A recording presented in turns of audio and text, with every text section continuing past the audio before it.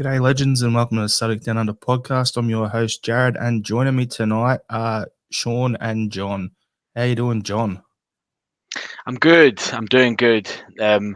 First time on site today in a couple of years, actually. So I'm a bit shattered because I had to wake up at the ridiculous hour of 5 a.m. So I'm glad to be here, but it was a long day on site. So Yeah, yeah, he was good up to at talk about Celtic. Sparrow's Fart. Lovely. Yeah, I haven't done a 5 a.m. start in like 5 years, but yeah, that was good. Yeah, so I'm glad to be here as well. How are you, Sean? Yep, going well. School holidays, just keeping busy doing life admin instead of schoolwork for the moment. Yeah. Did you hear about the baker with brown hands? I was wondering when this joke was Yeah. going to come. No, Yeah, I because didn't. he was needing a poo.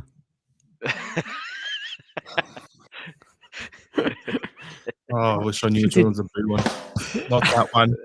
Not that one. I wanted a boo one. You've got to say it. It's a thing. Nah. Yeah, I don't know. Yeah, go through them all. I wanted to find a boo sound. It didn't work. Whatever. You could have just booed, Jared. Yeah. Anyway, doesn't matter. Technology. Got to keep it going for the people watching on YouTube and Facebook and Twitter and everything. So if you've tuned in, we appreciate that. Get involved in the comments section. We like making the shows as interactive as possible. So please let us know. If you're not watching the live show, come on, get on with it. Every Wednesday, it's going to be happening now. So, keep an eye out. Sign up, subscribe to our YouTube channel, join our Facebook group, follow our Facebook page. You can find us on Twitter at Celtic Down. And, get around it, get involved, have a chat. We enjoy it. So, episode, the boys are back in preseason action. For me, I don't know. It feels like it's been bloody ages since Celtics played. We're so used to 2 games a week. And then, having like a week or two off in the off season. And then next thing you know, you've got this longer, and then you've got qualifiers. Now, for us to have this long ass break that we've had, this is just odd. Really odd. How much have you missed it, John? Yeah, look, very much so. Obviously, I can't say that I haven't missed watching Celtic, but it has been nice having a little bit of a break. Do you know what I mean? I can't remember how many years it's been since we've had a preseason like this where we can just chill for a bit. So it's been pleasant without being stupidly stressed, knowing that some of our biggest games are coming up and stuff. But it's always good to see Celtic back in action. So and even though it's just like friendlies coming up, yeah, you're damn right. I've been watching them. So yeah, it has been a nice break. I have to admit that. I don't know if I'm the only one that feels that way. Hopefully, others feel the same. But yeah, looking forward to these friendlies. See what some of our youngsters can do. Yeah, and what are your thoughts on that, Sean?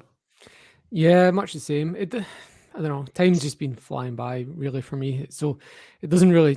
I think we've been like 5-6 weeks or something without a game. It doesn't really feel like that, and it's even though it is, and it's another 4 weeks till we get a proper game, and I don't know. It's the longest break I can remember. I don't remember the last time we had one like this. It was Last time, I think it would have been, off the top of my head, without looking into it, probably would have been 2011 when the boys came out here.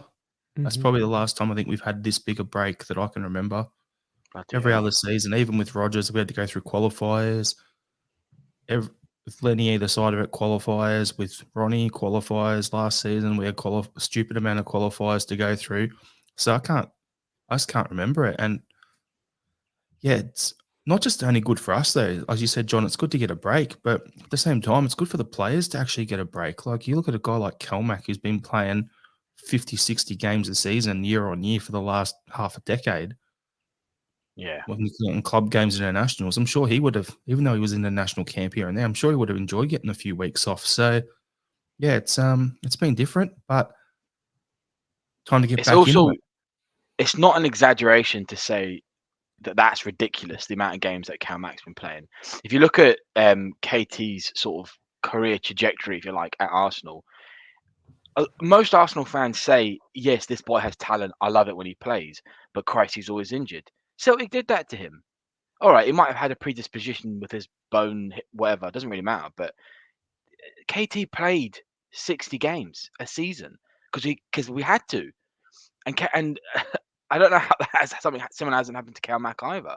So that every single one of those boys, I think James Forrest and Calmac are the only ones I can think of that have had to put up with that for so long. They deserve a break. They all deserve a holiday. Even the Japanese boys that have been playing, what is it like, Hatate, 18 that's been 18 pretty much months back to straight. back seasons. Yeah, 18 months. Ridiculous. They all deserve a well-deserved break. And I hope, Also, and Ange, yeah, same for him. Would have been 18 months for him. But yeah, for me, I'm looking at it going, you mentioned something there, John. I just want to jump on that. You mentioned about KT, and then also we're talking about Forrest. You're talking about Calmac. Well, you look at Forrest the last couple of years, he's been injured a lot.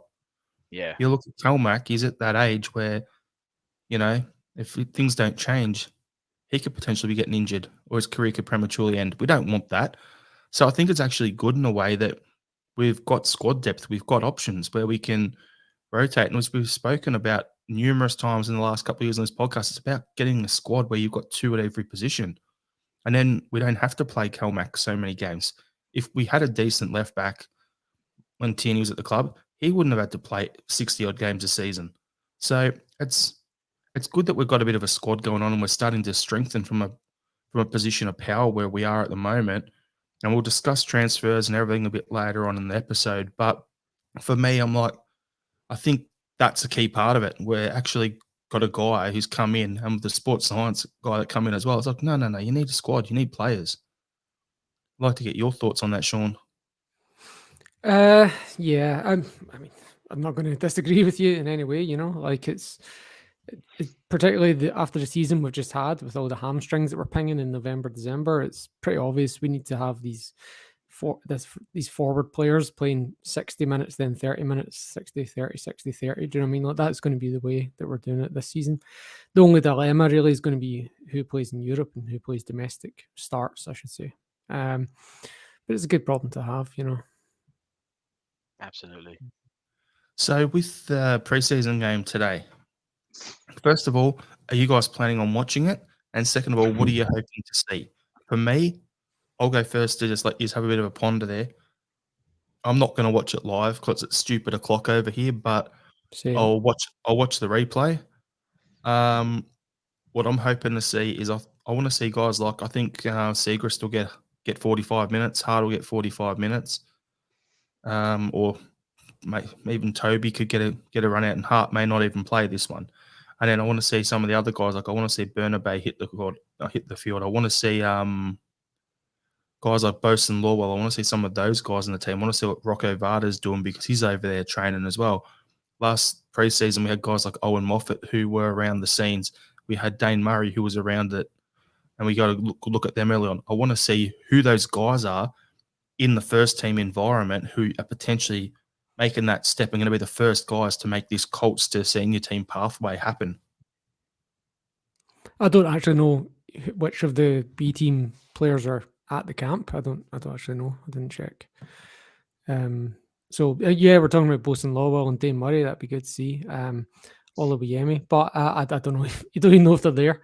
I do think that Joe Hart will actually play because that was the one thing. Like when Celtic released that clip of Joe Hart making that save, and you can hear Ange Postecoglou shouting. That was the thing that's kind of brought me straight back. I was like, do you know, it's like when you're too busy to have a beer for a couple of weeks, and then you don't even think about it, and then after 3 weeks you have a beer, and you're like, oh yeah, that's what I've been missing. That's the good stuff, and like that clip of Postecoglou shouting, "Yes, big man, what a save! Hit the yellow."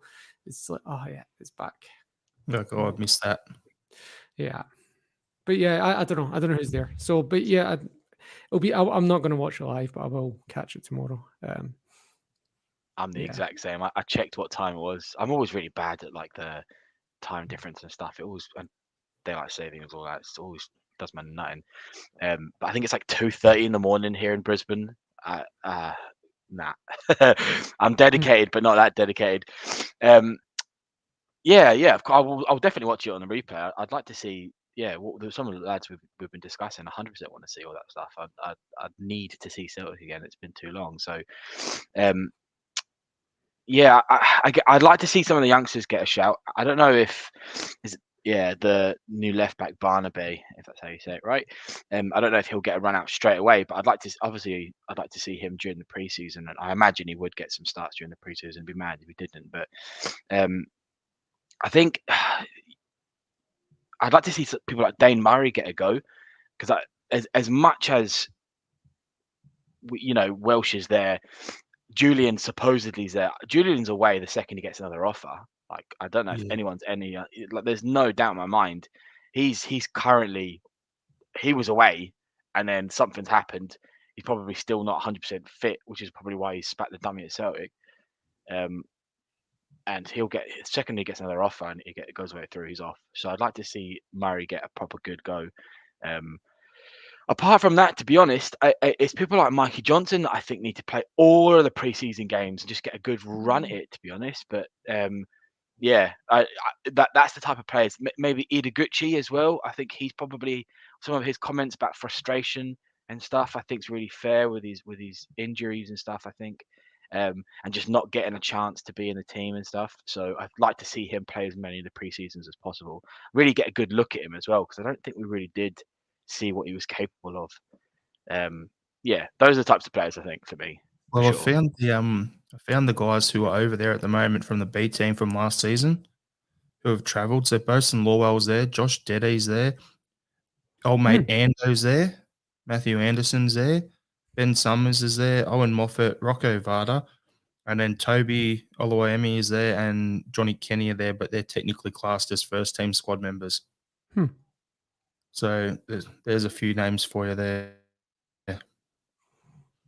Interesting. So yeah, I want to say get Ando in. He's my new one. I've claimed him last week or the week before. Get him in. Bolingoli, is he there? I think I've read somewhere he was off to Reading or something.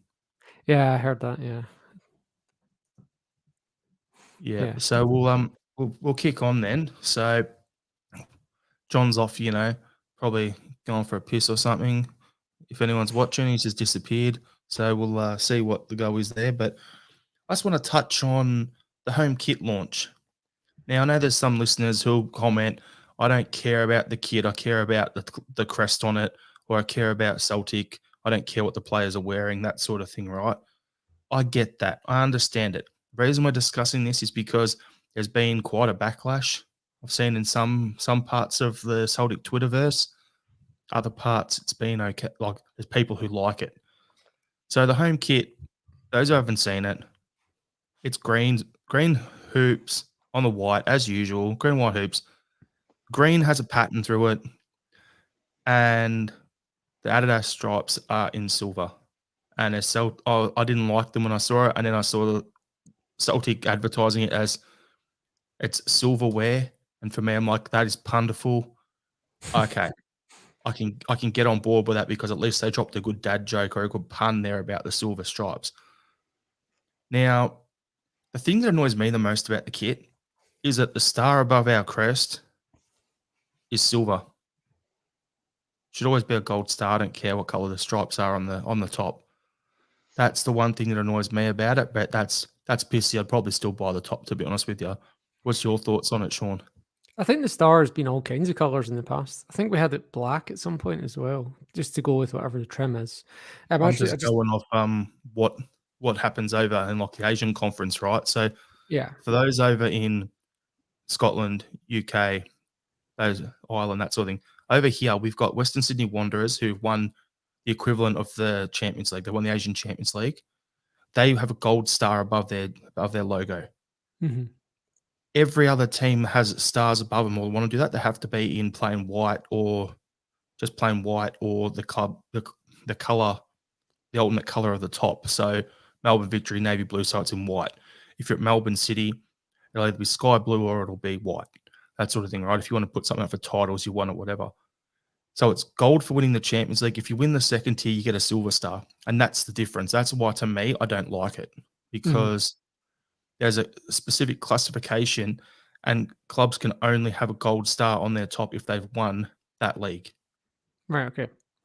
Yeah, I think in Europe you can just do whatever you want. To be honest with stars, we've seen what Yeah, we had a Sevco look at Rangers. do with theirs. Yeah, yeah. Let's not get started on that. Yeah, no, like for the overall strip, I felt the same way as you. Like it doesn't even look silver; it looks grey. The stripes. So I was kind of at first, and I still do kind of feel that way. But I also know that it will grow on me, and I will start to love it, just like athlete's foot. Um, so it will get there. And I do. People complaining about the hoops. I don't get that really. I do actually quite like the pattern, the watermark that they've got in the hoops. Kind of reminds me of that Tenants one we had when I don't remember what specific year it was, 2013. Joe Ledley, Samaras, that kind of era. I do like it. You're right. It's the shoulder thing. I'm just not a big fan of, and the grey stripes all the way down on the. Is it on the shorts as well? The grey stripes too. I mean, I guess they're trying. Probably. Yeah, they have to like kind of sell new stuff every year. I'm wearing the one just now that's got they had the yellow trim on it. Yeah, look there. That's Gold Star as well. See it. But yeah, that one actually went with they went with green stripes that year on the shoulder. So Yeah, and with big just green the last yellow year as trim well. with the yellow trim here. So I don't know why they've gone. Yeah, I don't know. I don't know why they haven't. I guess they're just trying to mix it up. I don't know. It's a bit I weird. think But that's exactly it, though, isn't it? They're just mixing it up. That's all it is. Like, I do feel sometimes though, as a fan base, when it comes to the strips, we do like to moan unless it's exactly the same green and white perfectly. If it's any variation. I remember having a chat with my old man, and he was. Do you remember the year? I can't remember. I think it was New Balance. It might have been Adidas, where they had the hoops didn't go all the way around the arms, and they That was kind of a like broken stopped. year. is that not Nike? I don't remember. No, that was 2 or 3 years. I think that was the recent. last year with New Balance. It was I'm white sure on there the was top and it was green under, or was Yeah. it the one Nike- with the hoops and it was white under? Because they did 2 years in a row and they just reversed it. That's I'm right. sure there That's was a the Nike one as well. But yeah. All right, there might have been a Nike one as well, right? But it was upset that the hoops didn't go all the way around the sleeve. So that's that's very petty, in my opinion. That's very very specifics to be upset about the home strip. It looked cracking. To be honest, like many Celtic fans, if it's green and white and it's hooped, I don't really give a shit. It's going to look good. But I do particularly think that this year's home strip looks cracking, and I like the watermark design. I do. I genuinely do. I think it's still in with tradition and a little bit different this year. Do I like the grey or the silver stripe and the silver star? Not really, but I don't think it's a massive deal. I think I didn't realize it was for the silverware sort of thing, but I still wouldn't have gone with like yourself, Jared. I wouldn't have gone with a silver star. You can do the silver stripes and stick to a gold star. Like, for God's sake, it's a big deal, that star. So yeah, I like it. I'll buy it. End of for me. And Is his there silver think stripes back on now? the short. Is there a strip that you can think of right now, a home strip in the past that you would say right now that you still don't like? No. Yep. Do you know what I mean? Like they eventually you always just come around to it. Do you know what I mean? Like Yep.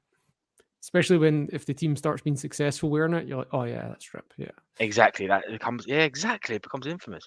There's It's funny, even like last season, I didn't want to buy that top because I'm like, I've got the same one from like New Balance from years ago. And then all of a sudden, by the end of the season, I'm like, nah, I bought it. So Yeah. there's been some really cracking like away tops or third kits, which most of the time, or at least when they came out, people hated, and then they've Mhm. grown on the fan base, and now they're considered quite decent. Like the pinstripes, the one that I felt was quite good at the time, and everyone's like, "Nah, it's minging," and actually everyone's like, "Nah, it looks pretty smart now. It looks pretty smart." Yeah, of course it does. It looks good, and I think the new, it's not even pinstripes, is it? It's just big stripy things. But I think the second kit looks good as well. Is it the third Mhm. kit? No, it's the second kit. Yeah, it's the Uh, away kit. Yeah, is it? Yeah. I'm not sure. So we've yeah. got the I think it black looks one cracking. with the green on it already. That's the away kit, and then the third kit looks like it's going to be that the grey hoops with the fluoro green stripes on it, Different. and then the grey or black shorts. I'll still buy that one. Yeah, But it's definitely different. There's been some home kits, as you said there, John, that were decent, and then there's others that have been Like you look at it and you go, no, that's honking at the start of the season, but by the end of the season, it wins you over. And when you get to the away kits, there has been some good ones. There have been some absolutely honking tops there. Like, Yeah. case in point, I'll the grey one with the pink V on it. Like, I must be knew you were gonna I'm say- the only person in the world that likes that. Yeah, I I've hate got the that full top. strip. I've got the shorts, the socks, everything. oh, you I'm like, fucking wanker. Lovely. It looks like I one think of I'm those kits that you make on FIFA, do you know? Yeah. Like you just make it yourself. I don't know. Well, you I know, in I love it. your football, your fantasy football thing, or Yeah. whatever, and you make your team thing at the start of the season. It looks like that. Mm. But no, this is one of those conversations where I think Paul John Dykes over on Axom, he was saying he's done a whole book on the kits. He's spent the last 6-7 years putting it together. That'll be out soon. So if you're interested in that sort of thing, check that out. I think they're available on Amazon. But he was saying that grey one with the pink was the only one that he couldn't find a match worn top anywhere because we never wore it in a game. So There you go. Not even There you against go. Hibs. no, never wore it in a Huh. game. Interesting. Now there's a comment here from Andrew Reid, which is, let's see if it pops up. There you go. Don't like the silver. Why not gold? 100% agree with you on that. We've said our piece on that, but yeah, should have been gold for me. Would have looked a lot nicer, but then it would have looked like those ones that, those guys that go crazy for like a month before the actual launch online, doing all their mock-up kits and sharing it around all the Facebook groups. And you're like, is that a real one or is that the fake? And then you wait for the one with footy headlines through it. It's the only way you can tell. Yeah. Like they could have still. So Adidas are clearly making a comment on us winning back the silverware, right? That's the comment. Yeah. That's obvious. They could have still gone with that theme with the away kit and the third kit, gone with like maybe some sort of silver thing, but just not the star. Like the stars, that's the bit. I think most fans would have probably stuck the stripes on the shoulders if it wasn't the star. That's the big. I think that's just a big Yep. deal. Like for me, the gold star is winning the European Cup, right? I just Yeah. any other color stars just because that's the decoration that you're choosing. Gold star means you win the European League, the European Cup. Anything else is irrelevant. Yeah, So it's gonna be gold. 100%. So for me, I don't dislike it enough not to buy the top, but at the same time, yeah, it should be gold.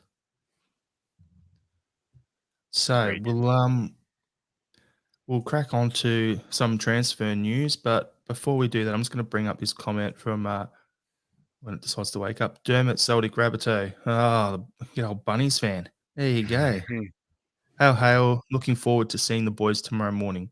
Once the boys have a good year, we will all love it about the top. 100%. As we've just said that as well. It's one of those things where it wins you over if the team's winning. Like last season, for instance, you go and we win the cup in the green top. And I wasn't a massive fan of the dark green away one, but then, Kyo go in the cup final. And that top's kind of iconic now, so I kind of wish I bought it. So it's a bit that way. But it's also like the home top. You said earlier, Sean, about what home tops don't you like still to this day. The only one I come close with was the 2012 one with the real thinner green stripes. I didn't like that when I first saw it. And it wasn't because of the stripes, it was because of the logo was changed and I thought it was too big. But now I wish I bought that top as well. So yeah, That's it.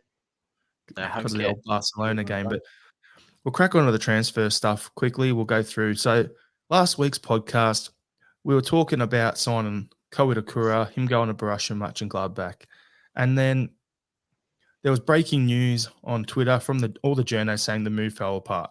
Well, it's back on. It's happened. He's gone. That's not going to happen. So that's unfortunate, but for me, I reckon we'll probably end up with Ben Davis coming up the road from Liverpool now for a left-footed centre-back. That's where I think it's probably going to end up, but would have liked to have seen Itakura at Celtic.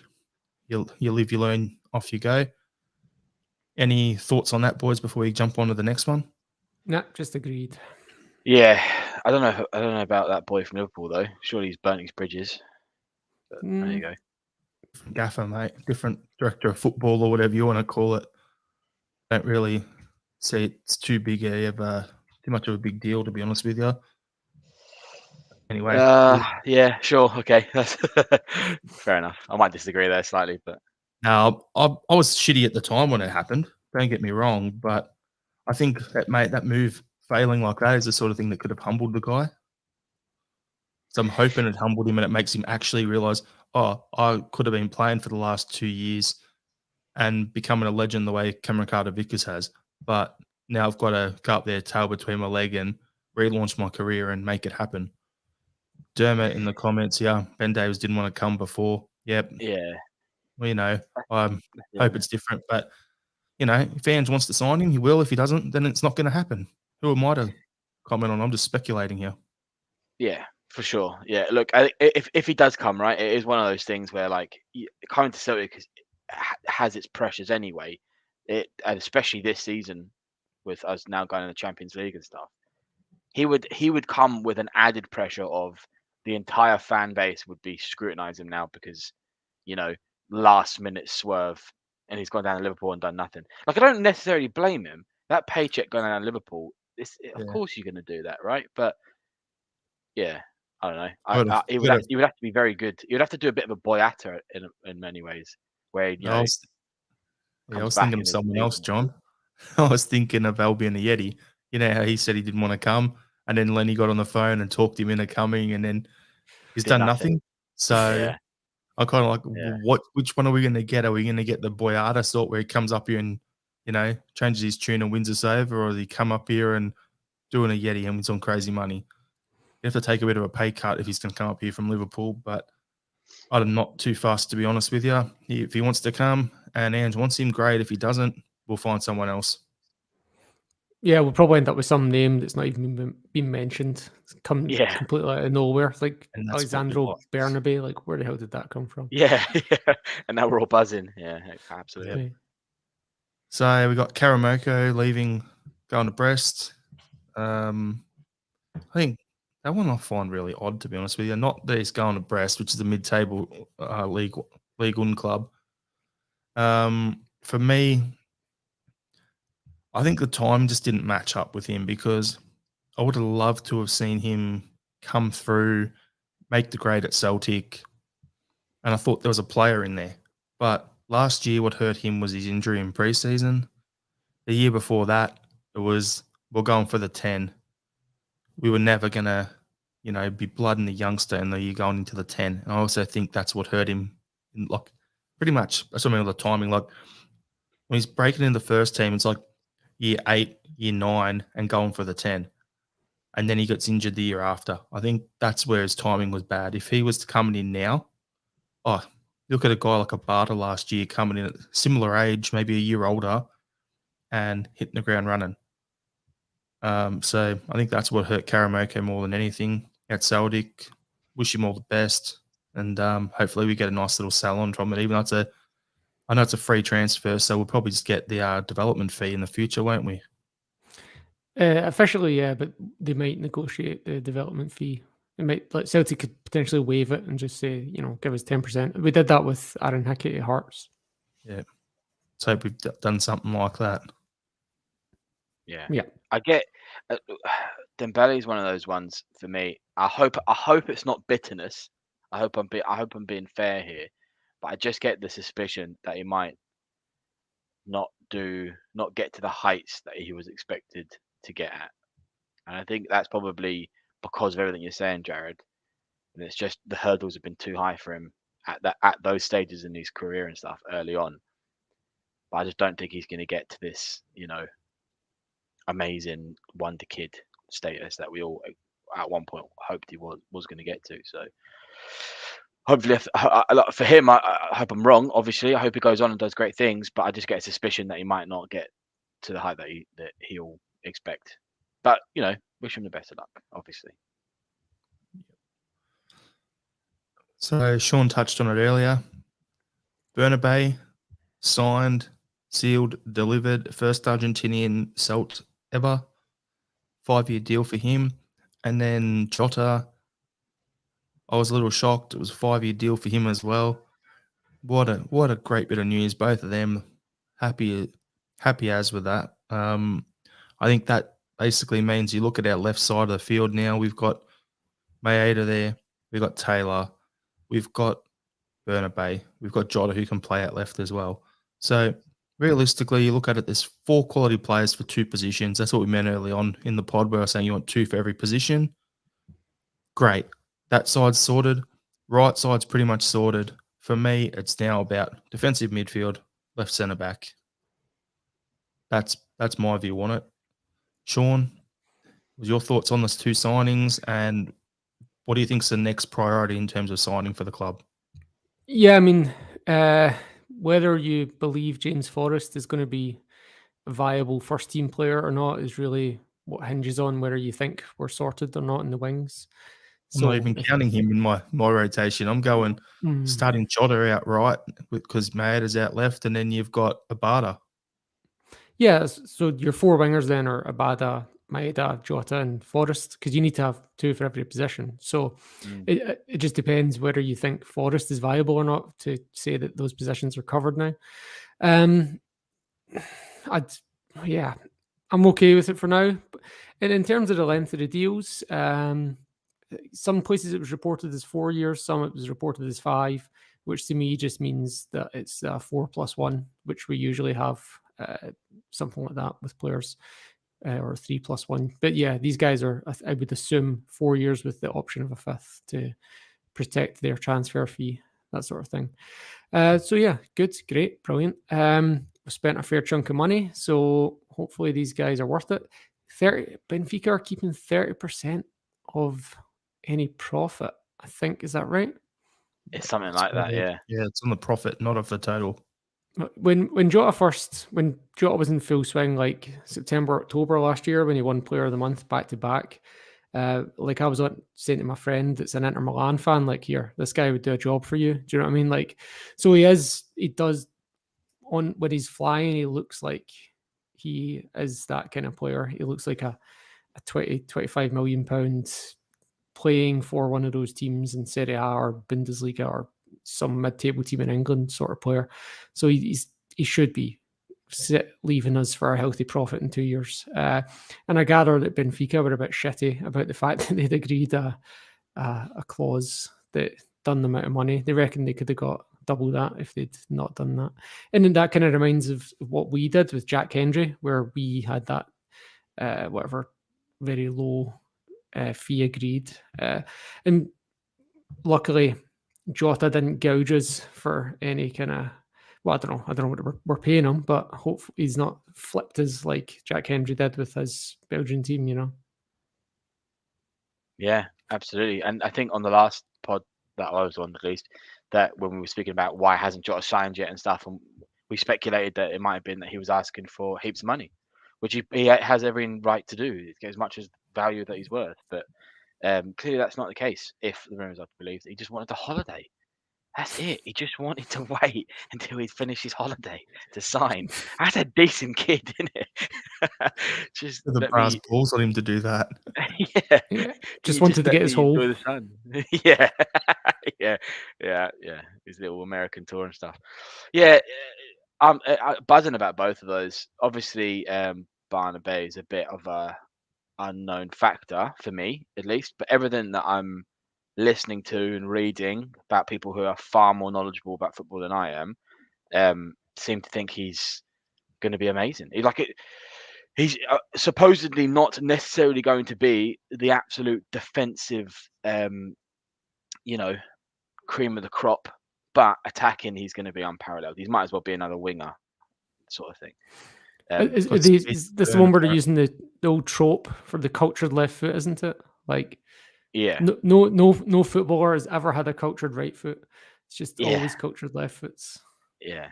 He's not going to be a complete all-rounder. That's exactly it. So, but who cares? Like, as long as he fits in, apparently he's the perfect type of player to fit into Ange's system, and that's exactly what you want. You want the manager to establish an identity and an exact, maybe not rigid, but a known way of playing, and then finding the specific players that suits that, rather than finding decent players and then trying to create something around those, which I think previous managers have done. To no fault of their own. That's just the way that it's gone. So yeah, both of those I'm buzzing about. I'm not that surprised. Like I said last time, I'm not that surprised Jota signed. I would have been shocked if he moved on, to be honest. But yeah, good. We're really getting to the point now where, look, we've talked about the left centre back, and I think that's our next priority. I'm not going to say we need a defensive centre mid. I would just like some form of another midfielder, and potentially a striker, and then I'd be really pushing it there. Like maybe just a midfielder and a defender is as far as we'll go. So I yeah, think off the back of that, John, it makes sense. Like we've been linked with Vinicius Souza coming up on loan with an option to buy.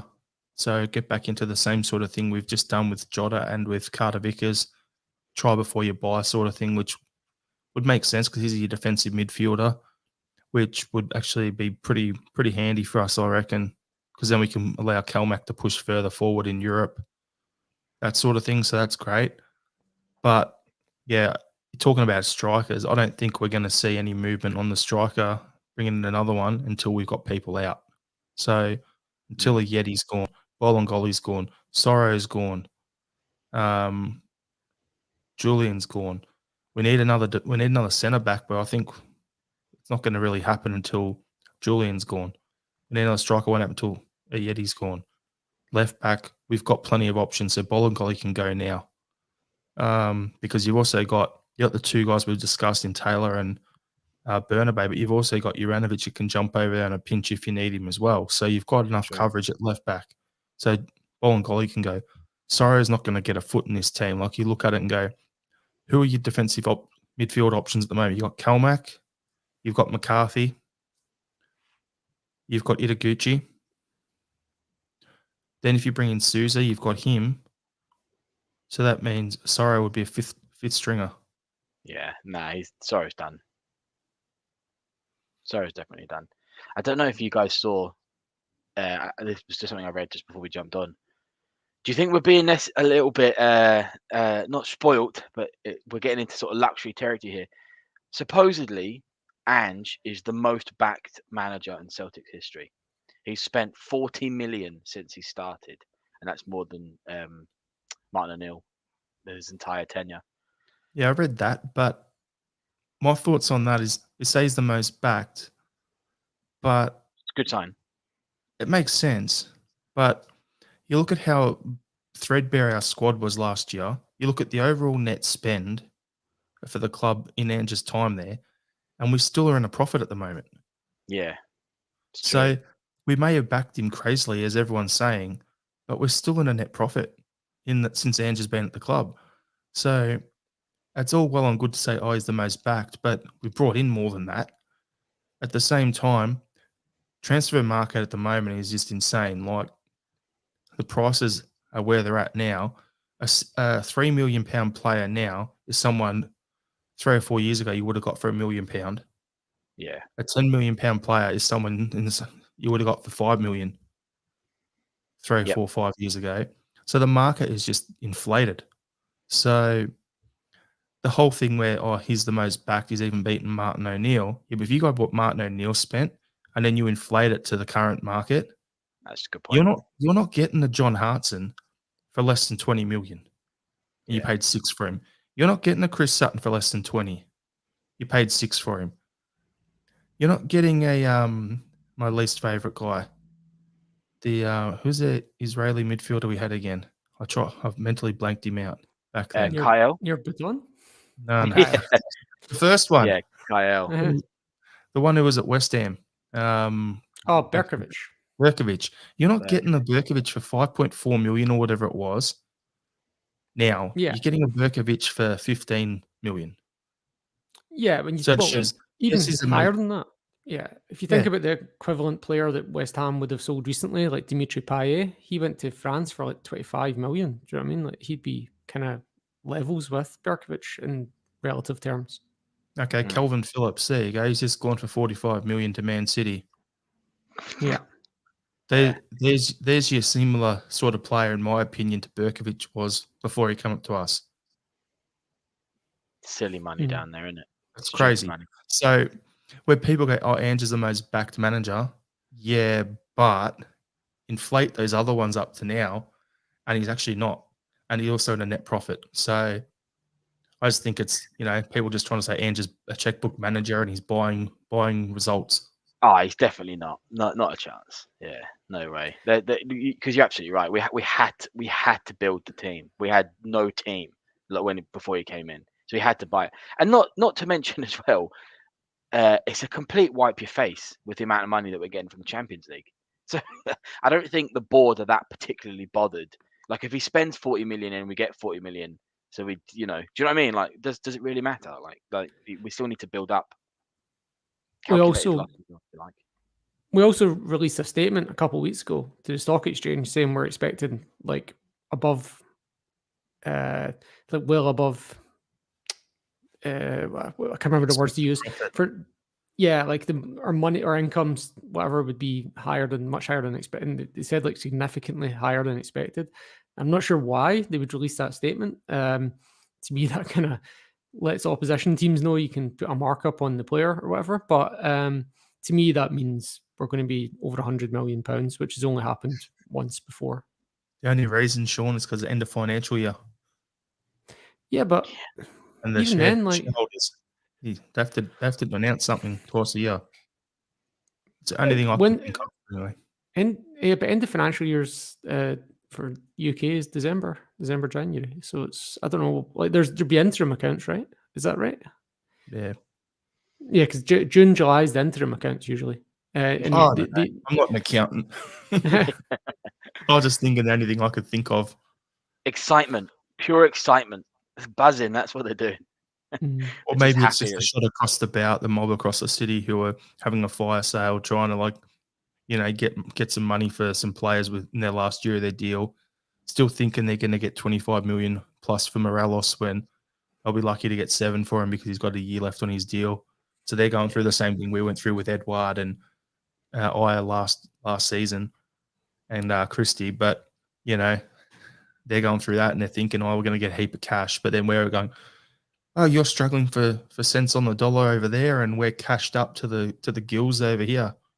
Get that up, yeah. I hope that those players on their final year do stay because they're going to be just looking out for themselves, avoiding injury. And players like Morelos looks like he's been hitting the KFC pretty hard since he got injured.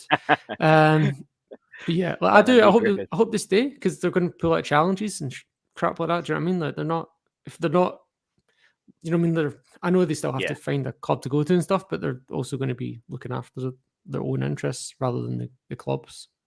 Looks like Aribo's off to Southampton. Mm-hmm. Yeah, they'll probably get a decent fee for that. Yeah, 6 million, I think's the talk. That seems low, even for a player in his last year. Yeah, no, that's what I'm thinking. So, last topic before we jump into our Celtic modernisation thing. We've got something for you to discuss there, John, but Sydney Super Cup looks like the opponent's going to be Everton. When I told me missus that, I said, oh, well, at least it'll be Celtic playing against a team in blue top and white shorts, so they'll still get the visual. What's your thoughts on that, boys, considering we've got tickets to it? It's a surprise because there's not too many Everton fans out here. I know one. Yeah. I know a lot. Is there over there? Yeah, there's heaps over here. Well, not out here. Out here, I only know one. But yeah, it's mostly Leeds and Man United fans over here. A few Spurs, Chelsea, Liverpool, but Everton's not well represented in WA, I don't think. Apologies to any Celtic/Everton fans that are listening and would like to correct me. But I'm looking forward. It doesn't matter who we're playing, to be honest. I'm still going to be up and about for it, I think that's spot on. I don't really care who we play, to be honest. I think my gut reaction at the time was it's a bit of a letdown that it's a team like Everton, and that's absolutely no disrespect. But I think we went from the speculation after the Rangers pulled out, it was going to be like Inter Milan or AC Milan or something like that. I think that was a much higher caliber. But at the end of the day, it's a Premier League side.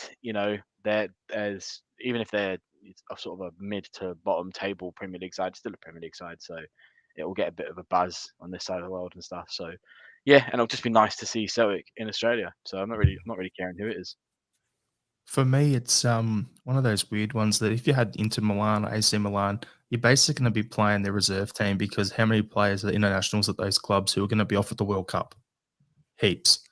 So that rules them out because it's going to be a lesser thing. Then if you get Everton out here, right? Now, they're not going to have as many internationals. They'll lose a few. We'll lose a few. The Japanese boys in particular, fine. But it's still us versus a team south of the border, and everyone's saying, oh, Celtic wouldn't cut it in the Premier League in England. If you've got us missing a few, you got them missing a few, and they go and play each other, and we absolutely towel them up, that'll shut that story up for a little while, won't it? Yeah, I'm just looking at their team just now, and there's a bunch of English players that won't be going to the World Cup. But there is also a few foreign players that will be going, I would imagine. Yeah, honestly, there's not too many actually out their team, I reckon, are going to be going. I'd need to check which countries have actually qualified for making a statement on that, but it looks like 3 or 4, just looking at this now. Then you look at us, how many will we be missing for the World Cup? Probably 5 or 6, I reckon. 5 or 6, yeah. Yeah, something like that. So there you go. It'll be a fairly even contest in terms of they can't say they're depleted for the World Cup, much more depleted than us or vice versa. So it'll be good for the bit of bragging rights. Plus, Celtic's always had a bit of a relationship with the teams in the northwest of England. We've had good relationships with Liverpool, with Everton in the past, Man United, Man City now, all the talk about that. So there's that bit there as well. We've played them like Everton 3 or 4 times or something in our history as well. So yeah, it'll be good. And then you've got the whole Tim Cahill from Sydney, played at Everton for years. There's an Everton supporters club up there. I always go CSC because that just automatically rolls off my tongue. There's an Everton supporters club in Sydney. They'll have a bit of support there. So yeah, looking forward to it. Yeah, I didn't know there was a Everton supporters club in Sydney. That's decent. Must have a good crowd. Hope we do, yeah. So we've had this we did a couple of episodes a few weeks back where it was like modernisation of Celtic. So we'd talk about different topics and ways that we would like to see the club progress. So what we're doing is there's 3 or 4 topics left that we want to talk about. So we're just going to be putting them into the next few podcasts while preseason games are going on. So what we want to discuss tonight is about the club infrastructure. So we're going to be talking, how would you update and modernise the club's infrastructure and facilities? So, John, you'll be running this, so over to you. Yeah. So, first of all, I thought it was important here to clarify what we are talking about when we say club infrastructure. So I've really divided this into 2 types of infrastructure. I've divided it into what we would, if you're in planning and stuff, you would probably describe as infrastructure as, your properties, your roads, your services, utilities, that sort of stuff, like your buildings and stuff, and all that sort of jazz. That's really what the first part of what I'll be discussing when I say club infrastructure. And the second part is more of is the loose term, sort of the co-opted term in business, which is your sort of business infrastructure, where it's how you actually structure who runs the club, who's in charge, the different departments, things like that, and what we might want to bring in and stuff like that. So that's how I've divided the 2 sort of club infrastructure topics. I thought it'd be really useful, seeing as I actually work in planning, that's like the industry that I work in, that I would go through and actually read the planning application to see where the Celtic master plan is at currently. If we don't know, the Celtic master plan is that thing that we've been putting through, which is the hotel, the museum, the new ticket office, the new mega store, all that stuff. That's what the Celtic board are calling the master plan. From what I can tell, especially from the AGM notes as well, that Celtic has 3 main property assets. And correct me if I'm wrong here, guys, because I really did struggle to find much information on like the assets that Celtic owns. So Celtic Park, obviously, and the lands around Celtic Park. Barrowfield, which I don't know why. I tried to look into a bit of the history of it, but they've listed it as Westhorn. Is that because it's like Westhorn Park was there before Barrowfield, or Don't know. yeah, no idea, no clue. But that's what Celtic refer to Barrowfield as Westhorn, and Lennoxtown. Those are the three property assets that we currently have. The master plan came out 2017. We all know this. We all saw the cool stuff, all the mock-ups. We're all thinking, well, where the hell is it? The conditions, from what I can read, for the master plan are quite lengthy, and with all these different things, especially in planning, it takes a long time to actually meet the approvals for each condition. So if you've got a list of conditions that say yes, you can build whatever you want to build, but you have to do 10 of these things first. Those things that the council, the planning authority actually ask you to do, they're not like, oh, just go and do this report. It's going to take you a couple of weeks. They're like months, sometimes years to actually complete. From what I can see, oh, look, and the other thing I should say, there was another application after the 2017 one in 2020 for the exact same, thinking, you know, oh, they're going to do something else. It's another big, nah, absolutely not. We're not doubling the master plan. You have to update your approval every 3 years. So if we don't do anything by 2023, we'll have another application for the same master plan, where it will just keep it going to actually, you know, so you don't have to start again basically. Some of the stuff that I can read is very, very basic, very, very easy to do. The biggest one that I saw, which is my field, is there seems to be archaeology underneath the people, archaeology underneath some of those lands that we're talking about outside Celtic Park.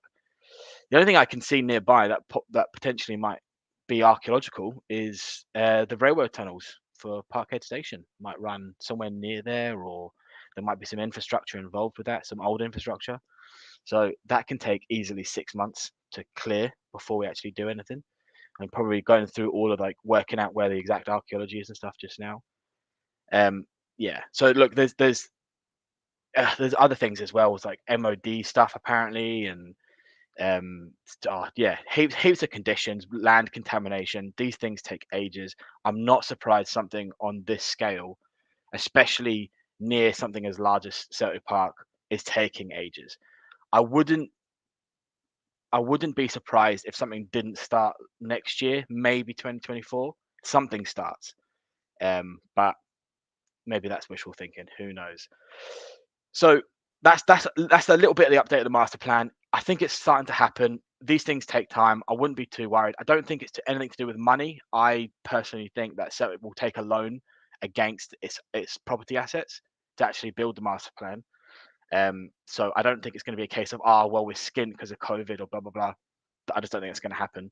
There is something to do with the AGM notes, where if they can't pay, if they do a loan against their property assets to pay for the master plan, and they can't 100% guarantee that they can, you know, pay those loan repayments back, they won't get loans like anybody else. But they can't lose property assets like Celtic Park. That's an impossibility in whatever structure they have.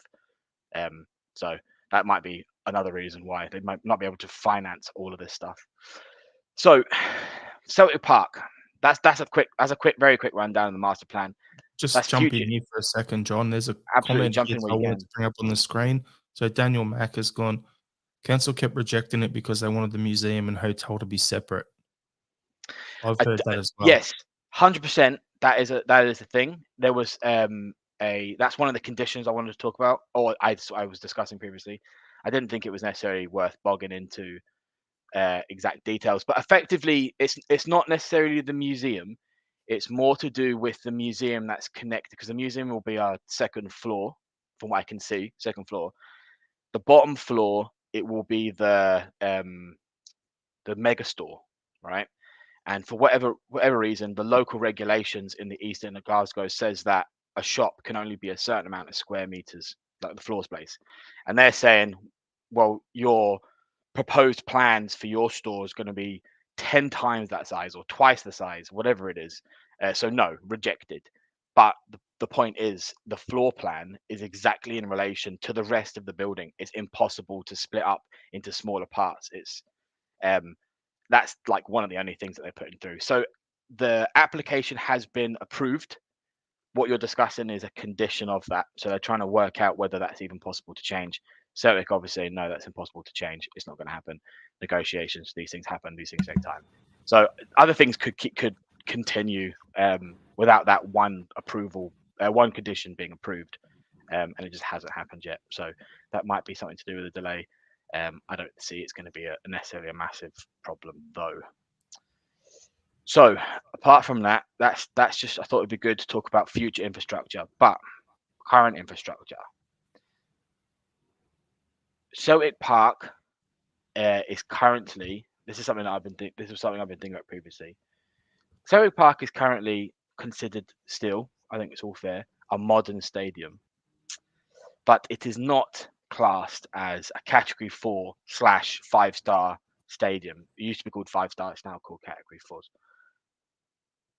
Do we think that in the future, with even after the master plan and all that stuff, do you think them implementing the master plan is a good opportunity to actually upgrade Celtic Park to a Category 4 park, which would require underground parking or at least some sort of like enclosed space for the fans and all that, or for the players and officials and stuff?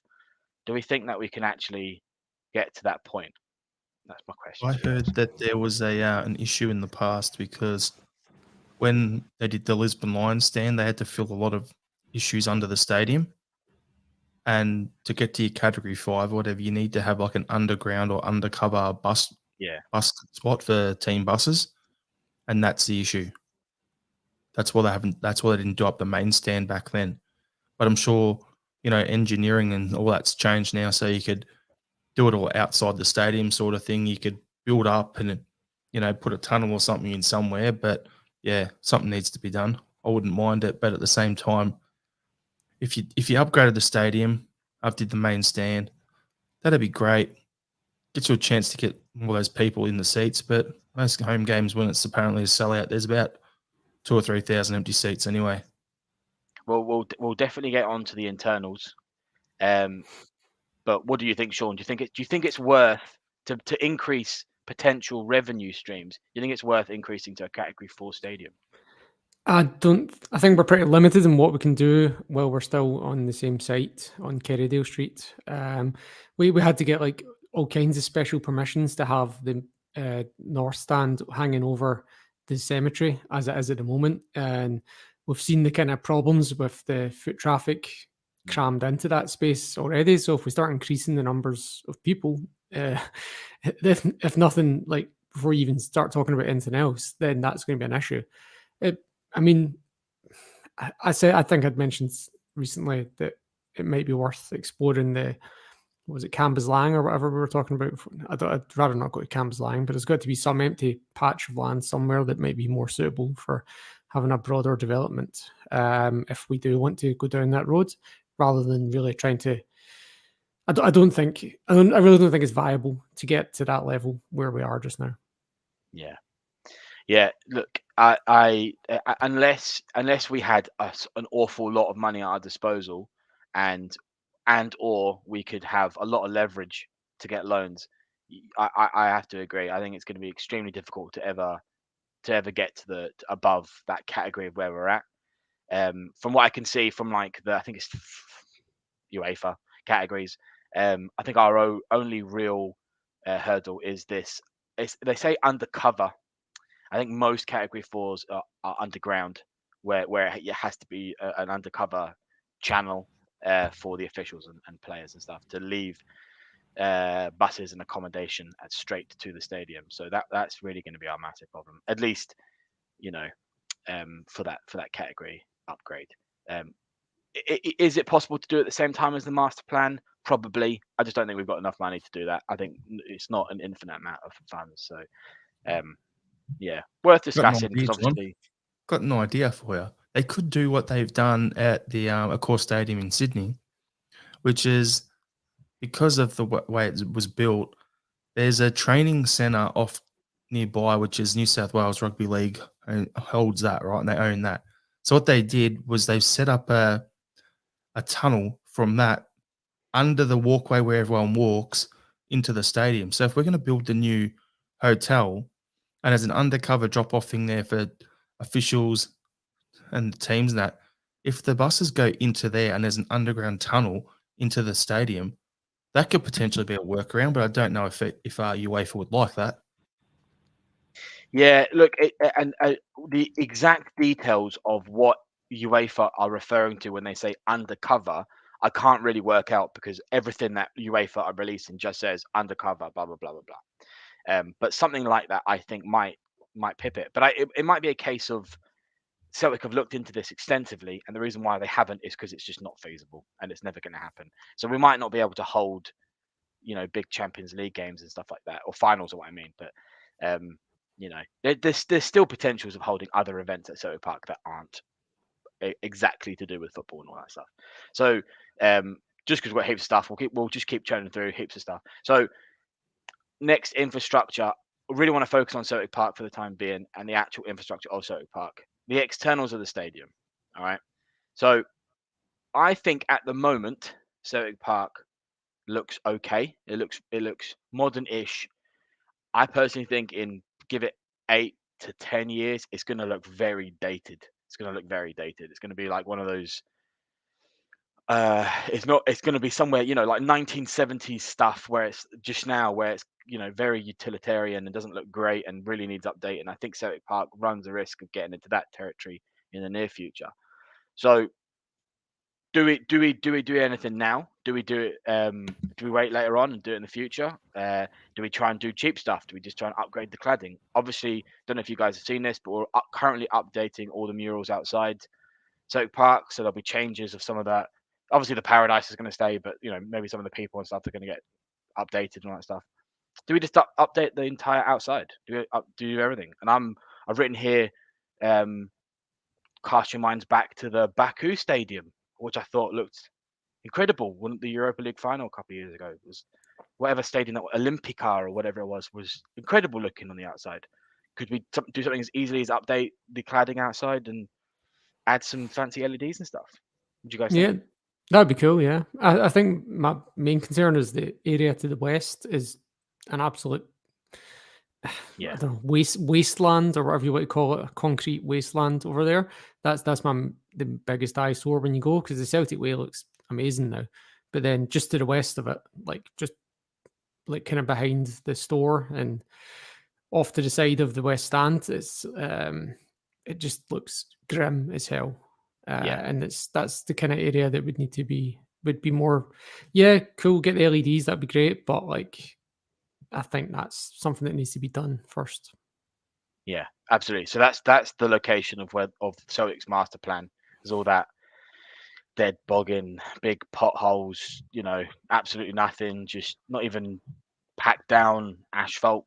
That's where the master plan is going to go. So that really is a bit of an eyesore. And I think when I spoke to a couple of guys in Sweden, it was last year or something, they were saying that was really ugly from that side. So got to agree with you there, to be honest. That's the external part that really needs the most work, that's for sure. Just quickly, internals. We've obviously done the disco lights. They look fantastic. That's a really good upgrade to the infrastructure. I think we're doing solar panels as well. But do we also need to freshen up the internals? Do we need to don't know if you guys have been through Celtic Park recently, but the walkways inside and the where you get your food and stuff like that, it's getting a bit dated. Do we try and get rid of those massive poles in the north stand? Because Christ, see when you sit behind them and you're having to every time the game's gone on, weaving in and out, it does get a bit annoying, and I can't quite understand why there isn't some sort of modern structural upgrade and just get rid of them or do something with them. But do we try and do stuff like that? Is it worth spending the money? Come on, John, doing this is a good ad workout. I think engineering wise, it's not really feasible. I feel like that's so defeatist. Surely there's something we can do. I'm definitely not an something engineer. similar to what Liverpool did with their main stand, where they put that extra deck on top, and then they were able to put all the cables and that to support weight and the roof and all that sort of stuff, and the top deck there, then in the main stand, fine, it could possibly happen. But if it's the current specs as it is, then don't know.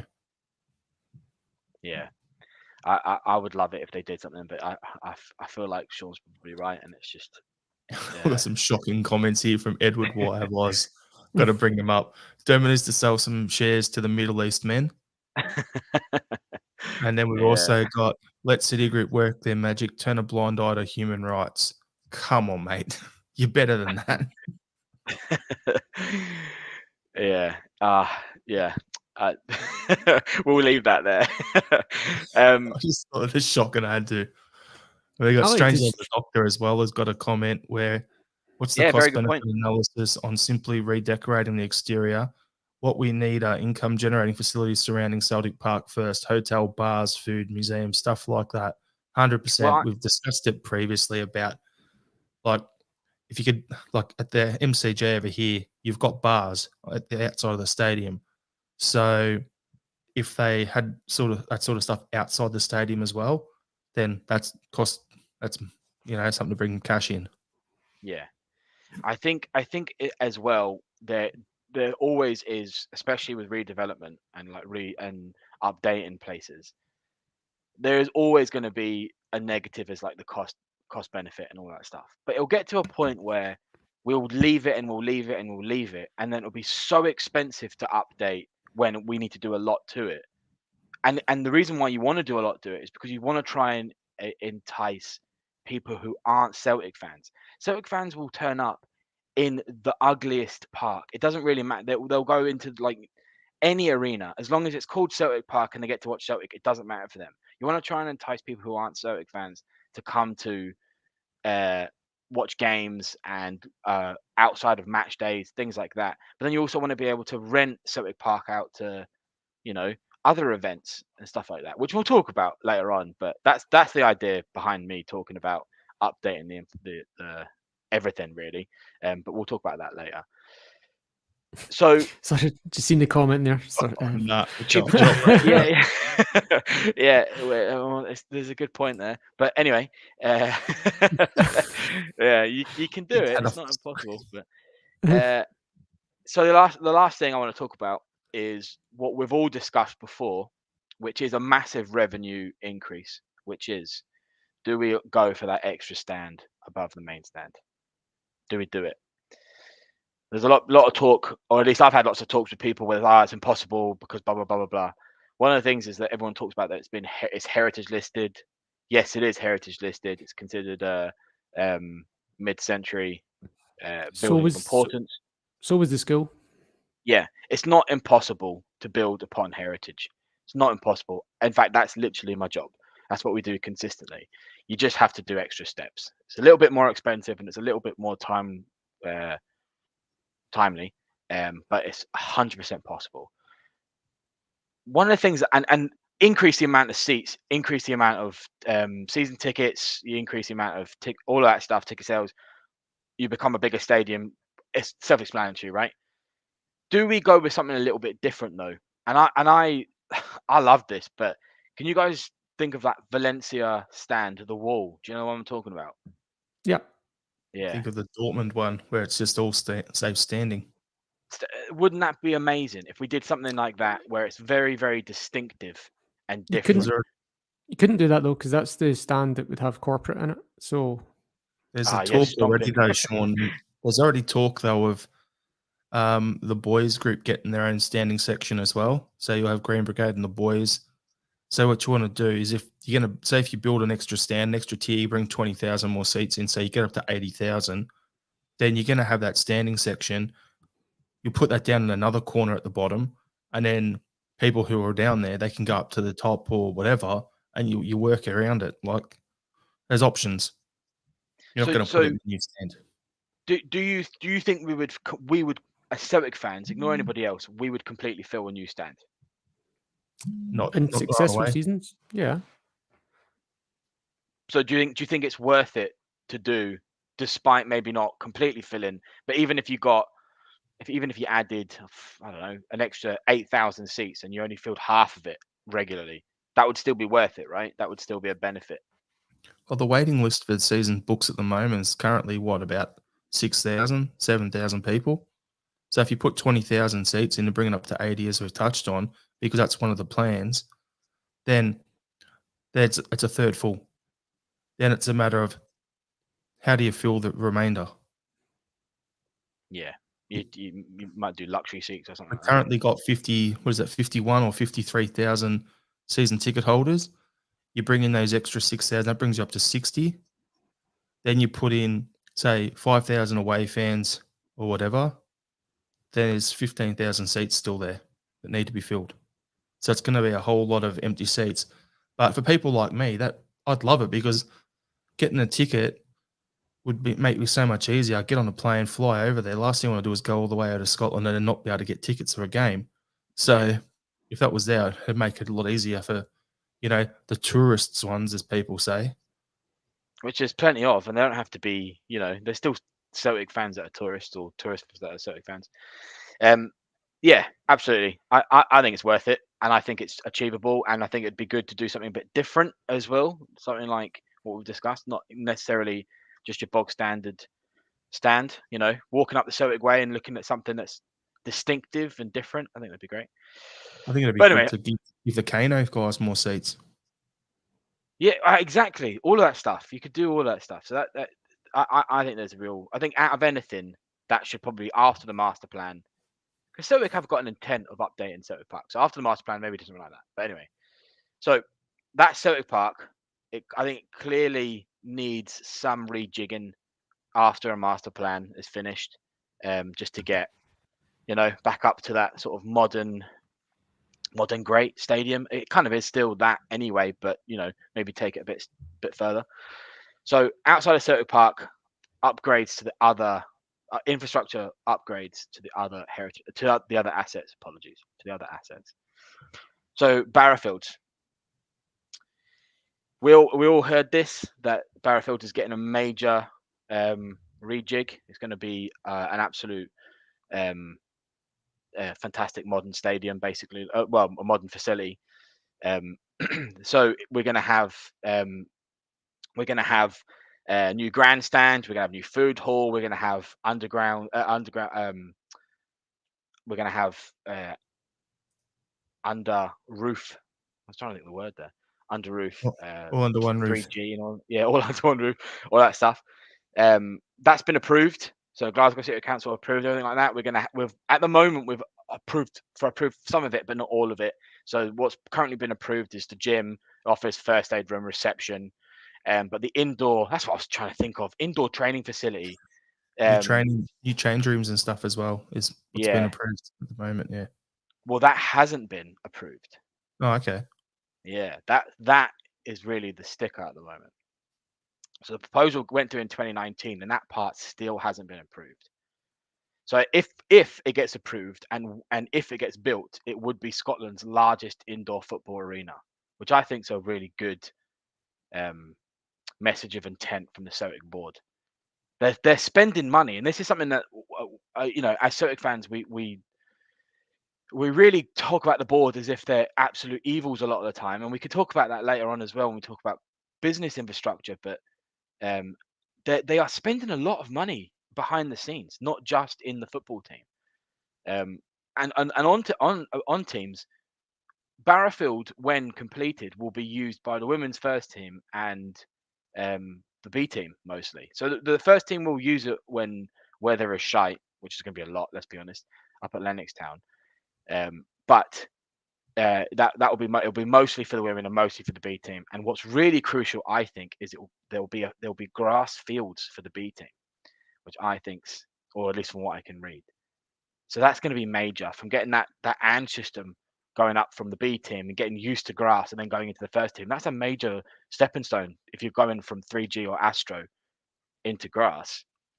So do we think that we need to do more stuff like that? Do we think that we need to maybe curate some sort of system where maybe Barrowfield's a little bit earlier, and then you can walk up the street and then you can go and watch Celtic later on? Do you think that's a good idea? It's a great idea. Great idea, because then you make a day of it.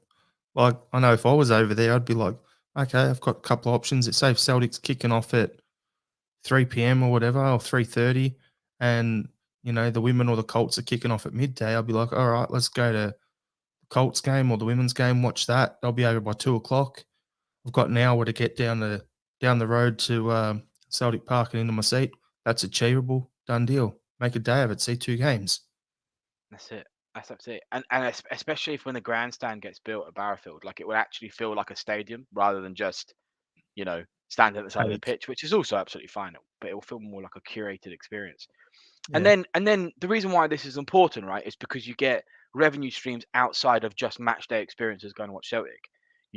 Celtic would generate ticket sales from watching the B team and the women's team at Barrowfield, and then walk. Do you know what I mean? Like that's the idea behind it, I think.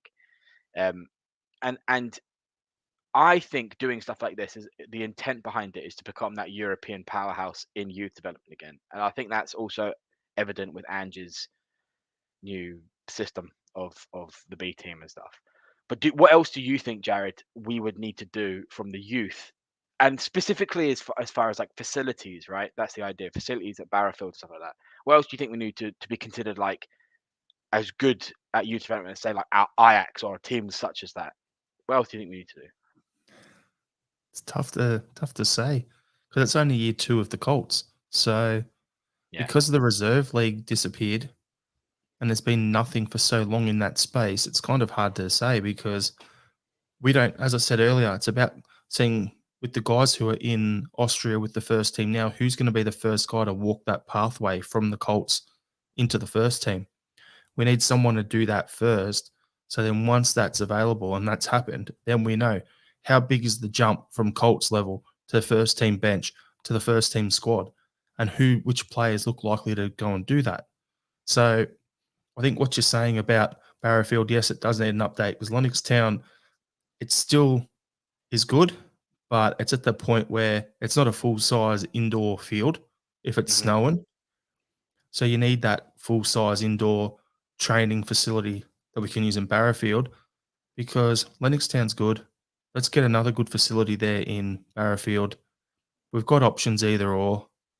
And then once, so we do the main stadium upgrades, we do Barrowfield, we get our master plan, hotel, the ticket office, the museum, all that stuff, revenue spinners all year round.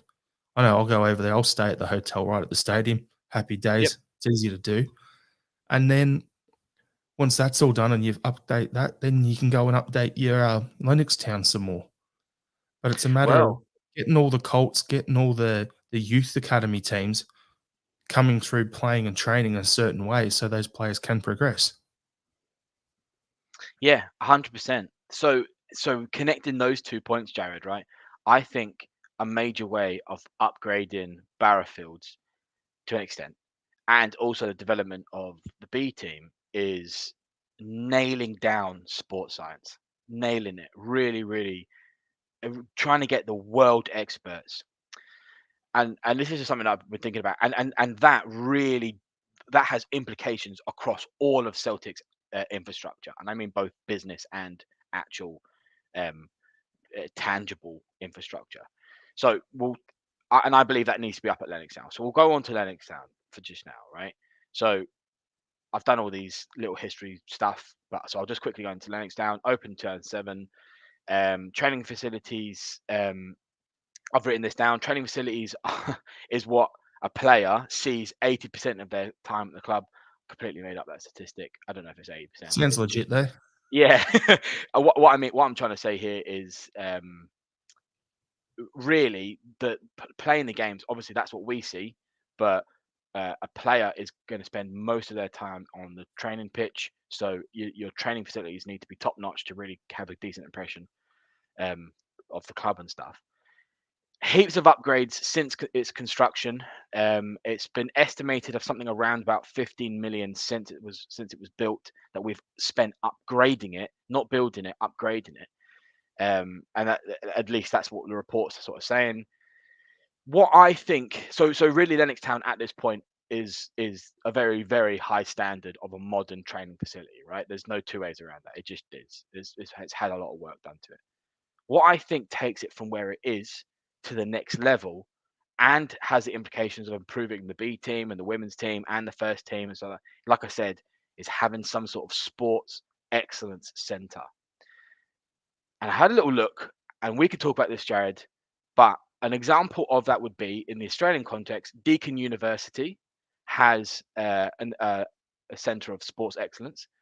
But also in the Scottish context, the University of Stirling, which isn't exactly far away from Lennox Town, also has a sports centre of excellence. And if we could do something like that, potentially teaming up with Australia, because fine well, Australian sports scientists are considered some of the best in the world. Some of the training that we have here is literally parallel to Cutting none. edge. Yeah. Cutting edge. But also, so is the University of Stirling. It's considered one of the best universities to go to for sport in the UK. Probably one of the best up there in Europe. So really doing something like that, having those types of population of staff, to bring them from all over the world, to bring into Celtic's own centre of sports excellence, where we can have sports scientists and the absolute best physios and have all that sort of stuff. I think that's just going to have huge implications across the entire model, basically. What's your thoughts on that, Jared? Well, over here we basically have, like you said, Deakin Uni. Well, the guys who go to that uni then go and get jobs, whether it's at the AFL clubs, the NRL clubs, the A-League clubs or whatever. From there, the cream of the crop gets a chance to go in and continue their development at a place like Victorian Institute of Sport down here in Melbourne. Each state's got their own one. And then the cream of the crop from that gets picked to go and work in Canberra based at the Australian Institute of Sport, which is where all the Olympians are. And they all get trained and everything. And that is the cream of the cream of the crop. That's the 1% of the 1% in Australia in sports science. And that's why we say that's like cutting edge down here. If you could do something similar over there, and you've got guys at Stirling University, as you're saying, isn't too far away, get some sort of agreement where those guys, they come through, they do their studies, and then they've got to do a year placement, right? Or they've got to do a certain amount of course hours to get their accreditation. Come and do that at Lennox Town and work, get your placement there. And then once they're done, take the 1%, those cream of the crop guys that you like, sign them up, keep them there on a contract and develop them. Like, you can do it all in-house as well. We've got, McElhone who come in as to head that up. Why not do a partnership like that? It seems pretty common sense to me. I think out of everything we've been discussing, right? And I really do think that upgrading the infrastructure around not just the master plan, but of certain park and stuff, I think that is really crucial. I think having a centre for sports excellence is the most realistic and wide-reaching infrastructure to build that Celtic have as an option. I truly believe that that's the first thing that we should be doing after a master plan. And I am really reading superficial stuff here, right? So I'm only really reading what Deakin University and the Stirling University can do, and thinking, well, how could that apply to Celtic? And it just makes sense on paper. Hopefully that's. I can't imagine it wouldn't be, but hopefully that's in the thoughts of our board. Again, look, it seems that Celtic are at least willing to splash cash at Lennox Town, so I feel like it's something, a brand new £5 million centre of sports excellence is something that's extremely achievable in the near future. So, I don't know, fingers crossed. Maybe we'll put a letter in or something to the board, Jared. I don't know. So the next, so the next part, right? And I actually think that somebody brought it up in the comments. I don't know if we brought it up previously, and I do think that this is something that is completely out with Celtic's control. Celtic has very little control over the next part of infrastructure that we definitely need to talk about, but it has to be done, and that is the wider infrastructure of the East End of Glasgow, right? The public transport system currently is pretty piss poor for the East End, right? Especially on match days. There's your comment. A tram route would be good. Steve, I've already looked up the feasibility of a tram, and I think a tram's really realistic, right? Because if you look over Edinburgh, for instance, they get in the tram that goes from the airport all the way down to Leith, huge route. Look, learn from those mistakes if for the Scottish listeners and stuff, because that time and cost is there's dodgy dealings going on there, because that's just atrocious. That's just very unheard of. Everyone should be hanging their heads in shame, all the planning team and stuff. But we can learn from those mistakes. What I can see from a tram route that would run all the way up to Celtic Park, probably going up London Road, maybe starting somewhere around about Glasgow Green, maybe even further up to Argyle Street, something like that. Maybe connecting to the Clockwork Orange. Now, the reason why that needs to be discussed, right, whether we think it's a good idea or not, is having the East End of Glasgow seems to be turning into sort of a sports district. So, well, I'll get your thoughts on this, Jared. But do you think having other revenue streams and having Celtic Park as this sort of like destination for just tourists, not sports tourists, not Celtic fans, not tourists that are Celtic fans, just a tourist who's visiting Glasgow and wants to go see another part of it, do you think Celtic Park will be part of going to the sports district of East End is a good idea? And then do you think something like upgrading public transportation up that way is needed? Of course it's needed. You've got things I'm constantly seeing online are parking around Celtic Park is atrocious. Terrible. When it's raining or whatever, and if you've got to walk or whatever from the train's central station or whatever out there, it takes ages and it's a bit of a hike. You look at the situation, you've seen it in Melbourne. We have a sporting hub and it's state of the art. You've got the MCG and it's a 100,000 stadium. Across the road, you've got Amy Park, 30,000 seat stadium.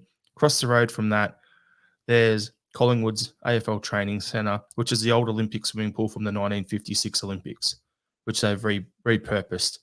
Across the road from that, you've got the home of the Australian Open, so Melbourne Park. So you've got the Rod Laver Arena, which is like 15,000, 20,000. You've got John Cain Arena, which is about 12 to 15,000 seats. You've got two others, Margaret Court, which is like 8 to 10,000.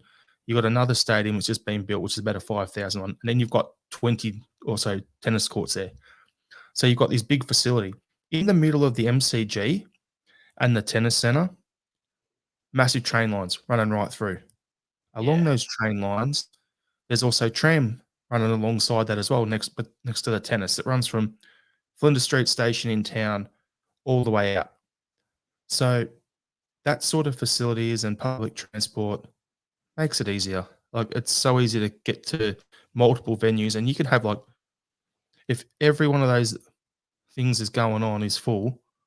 So Boxing Day, for instance, you've got the 100,000 at the cricket, you got 30,000 at the soccer.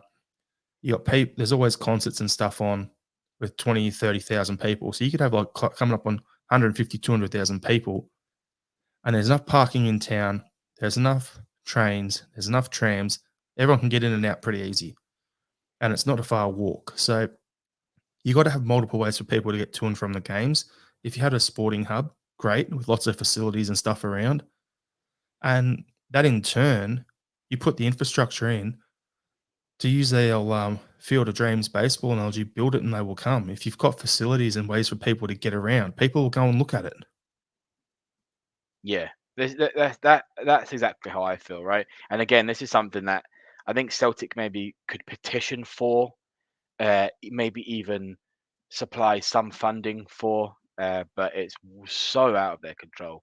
And trams is a very inexpensive way. Should be an inexpensive way. I should mention that should be an inexpensive way of doing it.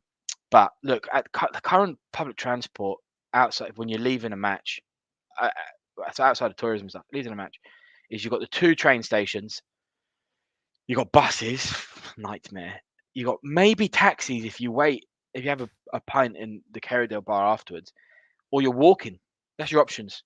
And I've thought this for ages, but having like 10, 15,000 fans walking down Gallowgate, that's an accident waiting to happen. That's someone's going to get hit by a car, or somebody's going to, like, I don't know, get seriously injured. And it's absolutely mental. And look, a couple of things. So, you've got like you're saying about Melbourne and all that stuff. You've got the Emirates Arena right next to Celtic Park. You've got if Barrowfield becomes more of that thing that we're talking about and stuff, and that could be a destination not far. I also looked up, there's the Glasgow Club as well, Glasgow Club Crown Point, apologies, which seems to be a bit of a hub as well. It's all up there. It's all worth it. I think another good option as well potentially is the water bus. I don't know if many remember that from I think it was shut in the 60s or 70s. So what is that? But yeah, that's very much like Jared. I don't know what you call it in Melbourne, but up here we call it City Cat, which is just a catamaran. Oh, yeah. Yep. Just a They've got something similar in Sydney for like the NRL Grand Final and that outdoor course stadium. So instead of getting the tram out or the train out there, you get ferry. You can get the ferry up, and then they have like a shuttle bus running from where the ferry terminal up to the stadium.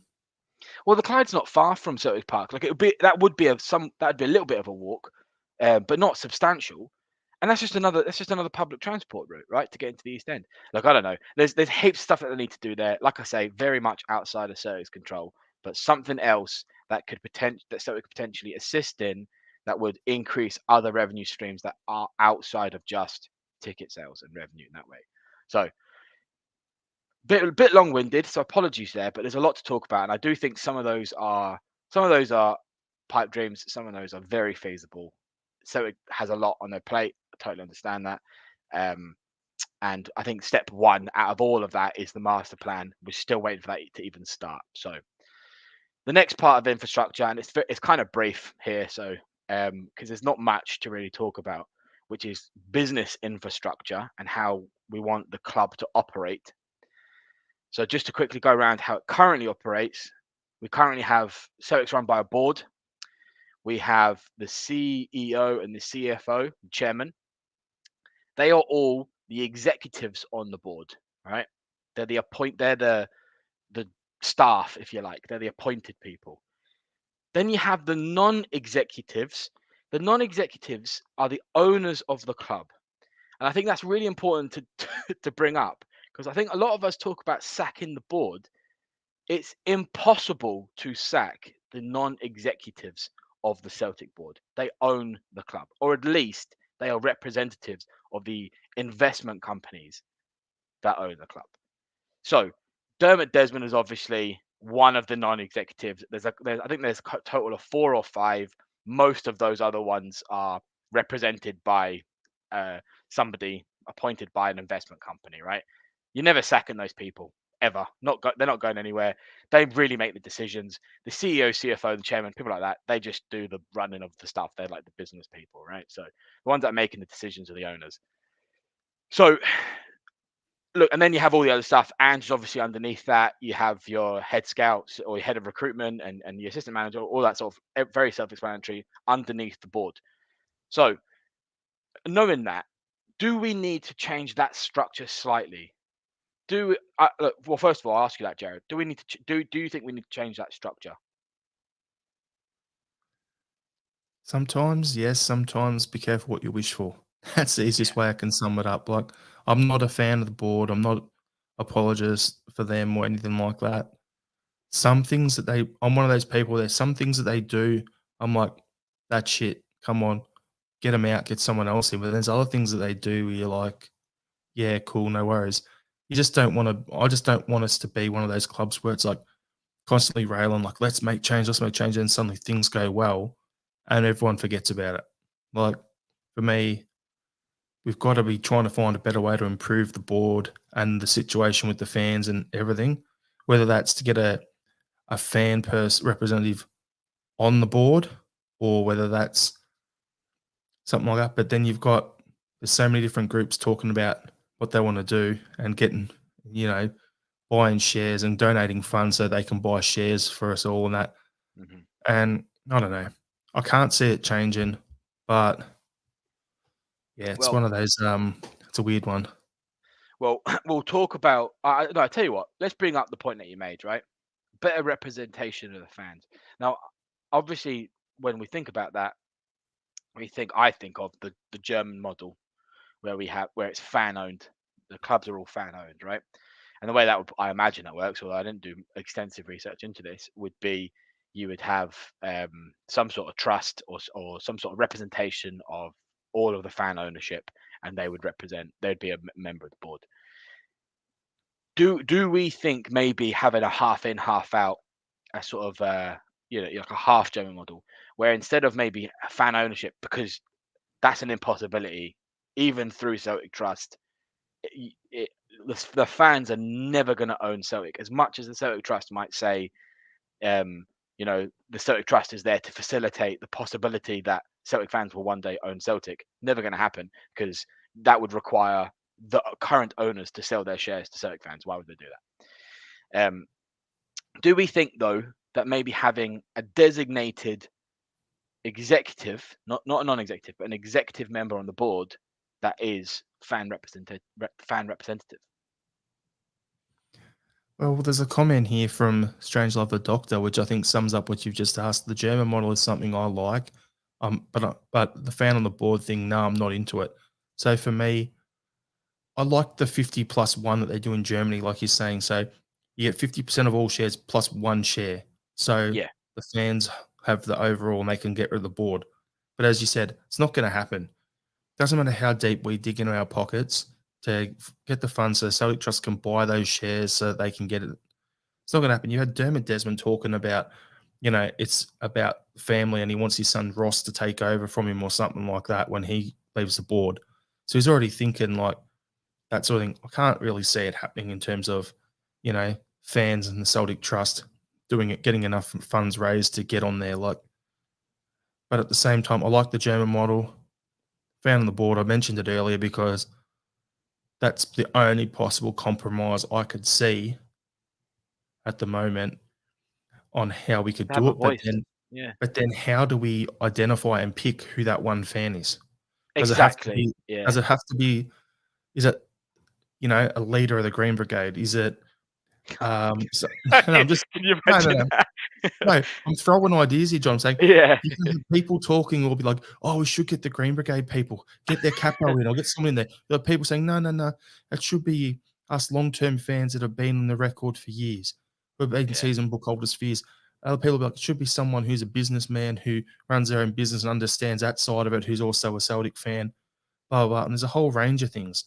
So how do we pick that person? What are the requirements? Because the last thing you want to do is, okay, I'm gonna say something a little controversial here. There'll be a lot of old Celtic Dars out there who, if you were to get someone like Natasha from Axom, who's a lawyer by trade, Celtic fan, loves the club, and she had the background, the business side of it, and wanted to get on and was that person, you're gonna have those people saying, why is this woman involved?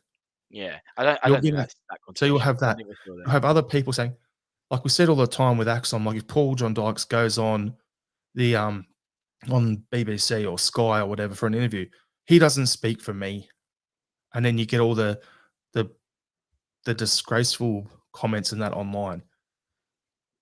So how do you Yeah. pick that one person who's supposed to speak for the 60,000 fans in the stand plus the million Celtic fans worldwide? It's an Yeah. impossible task. And because all Celtic fans don't agree. That's the other thing. That it's very hard. I think. I mean, maybe somebody through the Celtic Trust. I don't know. That's kind of like a fan organization, isn't it? That's kind of not really. It's a What difficult thing. makes And them, but then what makes them, the Celtic Trust, more have of authority. Yeah. an authority than the Green Brigade? Yeah, no, exactly. It's a really complicated issue, and there's also an argument to suggest, Jared, though, that Celtic is all the board members, the non-executive board member. Well, no, sorry, I should just say Dermot Desmond is a Celtic fan. As much as we might not agree that he is, he doesn't. He obviously is. Otherwise, he wouldn't be the majority shareholder, because he doesn't take much money out of Celtic every year. All of the owners, as in the non-executive board members, only take 500,000 a year in dividends out of Celtic. Now I know it's 500,000, and that's grotesque, right? But it's really not in the grand scheme of how much revenue Celtic actually makes every year. Somewhere between 70 and 100 million. So they're not. It's not like it's a money maker being an owner of Celtic. It's you have to have a passion for it. So is Desmond a Celtic fan himself? That he is the fan representation? Like, he's definitely not. But that's devil's advocate. Do you know what I mean? Like is that what we currently have? Well, so fan representation is definitely something that I think we should maybe think about when we're bloody old, but maybe one day, hey, like hopefully it goes that way. At the moment, it's good, so who cares? The only other we thing could keep talking about that, and we could keep talking about that for another 10 years could, straight on this yeah. podcast and become old just, while we're live. Yes, yeah, exactly. The really operational structures are a very, very large topic, which will very much just scratch the surface. And the only other one, Jared, that we've talked about before is sports director. Do we think we need a sports director as part of Celtic's organizational structure? 12 Right months now, ago, 12 months yeah, ago, I would have said yes. Right now, no. I agree with that. I absolutely agree. I think before Ange came in, we were desperate for somebody to take Celtic by the reins and just implement a vision and an identity. And we didn't believe Lennon could ever do that, which is mad because he's as much of a Celtic fan as any of us. But we lacked any identity whatsoever, and we were very, very focused on that being a sports director. And it is obviously a modern approach. Lots of teams have sports directors and then a head coach under that. And there's also an argument that's to say that we wouldn't get big managers if we had a sports director. Because can you ever imagine that Brendan Rodgers is going to get told what to do by a sports director who he can and can't buy? Never. In fact, he fell out with the board because they tried to do that. The only argument to having a sports director is it's another quality assurance, you like, or an insurance between the Celtic board and the operation of Celtic. So the board has less day-to-day say in how Celtics run things like getting involved in player transfers and stuff. They just set a budget. That's all they do. And the operation, the Celtics staff go and use that money. There would be another stopgap between that. But I think Angie's got a good relationship at the moment, so I personally don't think it's useful right now. But maybe down the line, maybe Angie's not going to be here forever. Do you know what I mean? So sports director maybe one day. I think once Ange gets to that point where he knows that he's going to be wanting to move on for another challenge or something new, then it's worth looking at, because at the moment he's setting up the club long term with the infrastructure. This is what the youth academies wants to get towards, so that those guys progress to the Colts, they progress to the first team up that pathway. So he's setting that up. Our scouting was useless 12 months ago. It's improving. Yeah. Our sports science was non-existent. Now it's getting better. We've got Harry Kuehl's come in. I think was it McManus that's gone back to the Colts or something like that? I don't know. Mental blank. Yeah, Yep, McManus. Yep. So he's working on that. So there's that culture of what we do as a player and a coaching staff and building that forward as well. So there's a whole bunch of Ant's got to work on what he's doing, but then once we get it to a level where it's quality, then he's got to go down and go, okay, I'm looking to move on in a year or two. Let's bring in a sporting director to sit in and oversee everything that we're doing. And then once that guy's in the building and it's settled, then Ange moves on. However, there's a comment here from Strangelove, a doctor, which he's just taken the next thing out of my brain, which was ideally Ange can stay until he retires, then he can move up to the director of football from a far position. Wouldn't that be amazing? That would be the perfect world. That would be fantastic. That's very much what I'd be looking for as well. But wishful thinking, and why not? Hey, maybe one day. Yep.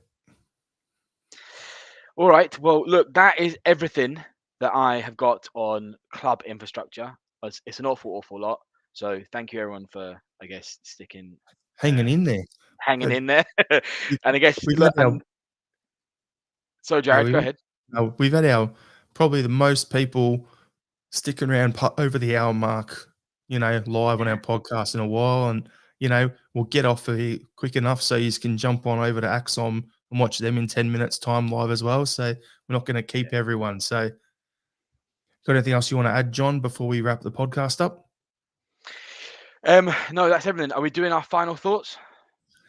I was going to do our final thoughts, but then there was a question here from Andrew Reid in the comments, which I thought that we can do that as our final thought, because you mentioned last week that you want to share and so people watching in can get to know us a bit more.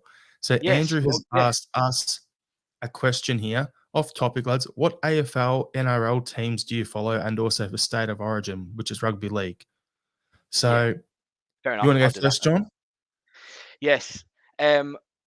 AFL is very new to me. It's obviously not something that I grew up with. So my first team I ever watched was Sydney Swans. So I reckon that that's probably it for the moment. But growing up in Brisbane and currently living in Brisbane, I think that's sacrilegious to say that I'm a Swans fan. NRL, some of my closest friends are Cronulla fans. Again, Sydney. So I always watch Cronulla when they come up here. State of origin it's got to be the Maroons. It's got to be Queensland all the way. Nobody else. 100%. So for me, state of origin, Queenslander all the way. I'm from Melbourne, Victorian, but my mum was born in Brisbane. And yeah, Queensland all the way. AFL, don't really follow it too much, but since I was young, Essendon fan. NRL, Melbourne Storm all the way. Season ticket holder. I've been a member for like 10 plus years now, so love it. So yeah, it was. It's good. Sorry, just before we head off, I watched my first Broncos. It was that's NRL, right? That's NRL. Yeah, Broncos, Brisbane Broncos, right? I swear to God, the most American thing I've ever seen in my life. But every single time Broncos scored a try, they had an actual horse running on the sideline. doing a lap at the stadium, and then there's some woman like full cowboy attire with a big flag saying Bronco. I swear to God, it could have been somewhere in the south of America. It was incredible to watch. Anyway, We go one better down here at the Storm games. We have Storm Man riding a 4-wheel motorbike going along, giving everyone in the crowd high fives before the game. Because it's Australia, pretty mate, mental. that's the only reason. Yeah, go big or go Anyway, home. we'll let everyone get going. Thanks for tuning in. Remember, follow us on Twitter and Instagram at Celtic Down. Join us at Facebook, our Facebook group. Join the group. Like our page, Celtic Down Under. Subscribe to the YouTube channel.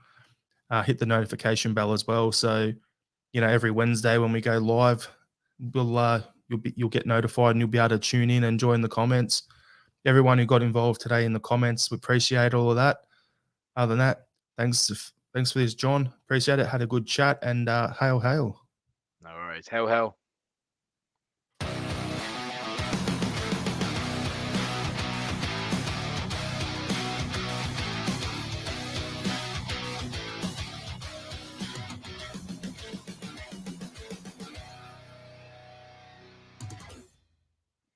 Jobby-dobby-doo-dah.